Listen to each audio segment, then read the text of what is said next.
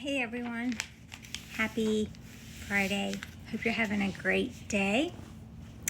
Today we're going to talk about obstacles to contentment. Matthew 6:25 through 30. When we place our faith in the Lord, we entrust every aspect of our life to a sovereign God who wants the very best for his children. What do we have to fear when we place our confidence in him? Believing in the Lord doesn't mean that we will never experience uncertainty, but it does mean we must choose to trust him to provide our needs in his time, in his way. Otherwise, fear and doubt can manipulate our thoughts and compel us to make unwise choices. Anxiety itself is a sin, but faith can be shaken when its foundation is weakened by unbelief. For example, if we tell ourselves, "I know God is capable of dealing with my problem, but I'm not sure he will," we may start to look at our own situation and look for a solution ourselves. Since it's always wisest to wait on God, Lamentations 3:19 and 25, trouble can brew when we start to take matters into our own hands. The Lord sees the beginning and the end of every situation we face.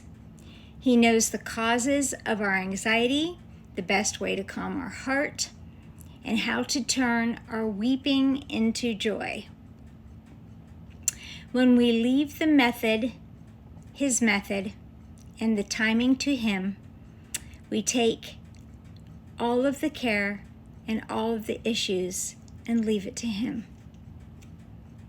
He will do, and he'll do without leaving our side, which he never leaves our side. He loves us so deeply and desires to do what we ask. He will bless us richly if we just obey. I got caught off the other day. I'm sorry, you guys. My dad was on a trip and he called, and bless his heart, he got COVID. He was on a cruise and he got COVID. But I talk all the time about relationships, and that you cannot have a relationship if you're not communicating. Communication is key. So how do you think that you're going to build a relationship with God if you are not communicating with him? How do you think that you're going to get to know God if you're not in his word? I mean, you can get saved and never pick up a Bible and you're still going to go to heaven. But, I mean, don't you want to know who God is? Don't you want to know what his word says? And I talk about God's plan for your life and his will for your life. And, you know, we're finite and God is infinite. And God has this plan for your life, right? And you're trucking through life and you're like praying and like, "Oh yeah, God, whatever you have planned for me, great."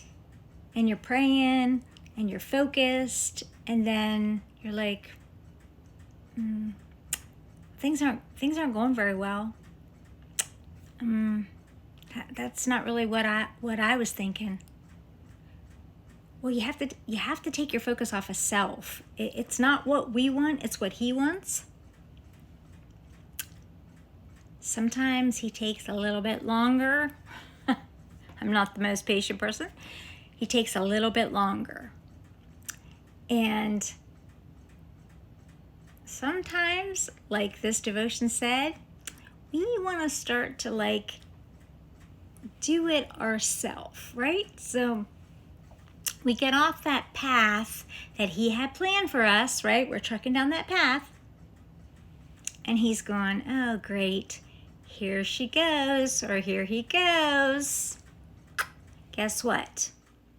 It's like, and I've talked about this 1,000 times if you follow me. It's the GPS reroute, right? Recalculating or rerouting, whatever your GPS says, right? And God is probably thinking to himself, if she'd have just went 2 more miles, 1 more day, 1 more week. Oh no, but that looked way better over there. Or I thought if I'd have just done that, I can do that. I can do that. And then it's heartache, pain.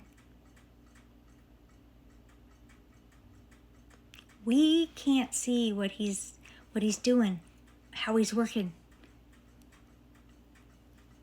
Everything that he has planned out there.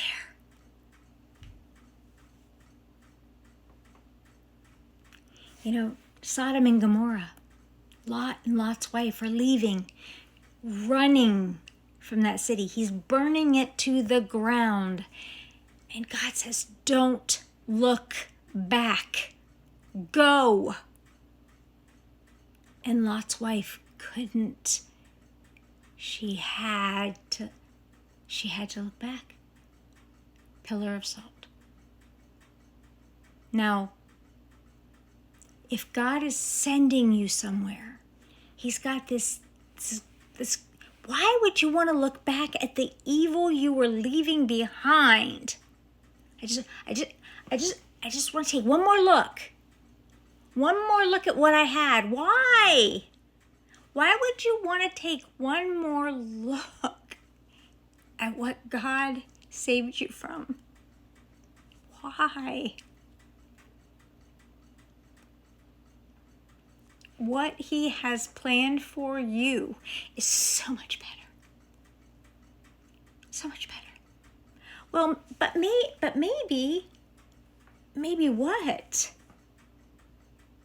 He rescued you out of it. Why would you want to think that was better?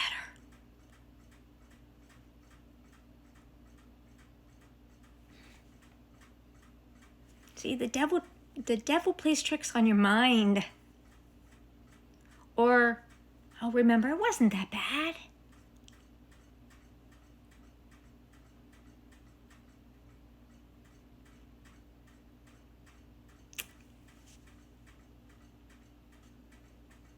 Yeah.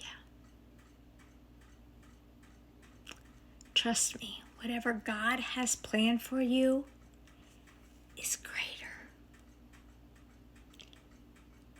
And you might be waiting a while. I told you before that it took me praying 6 years to get out of the situation I was in.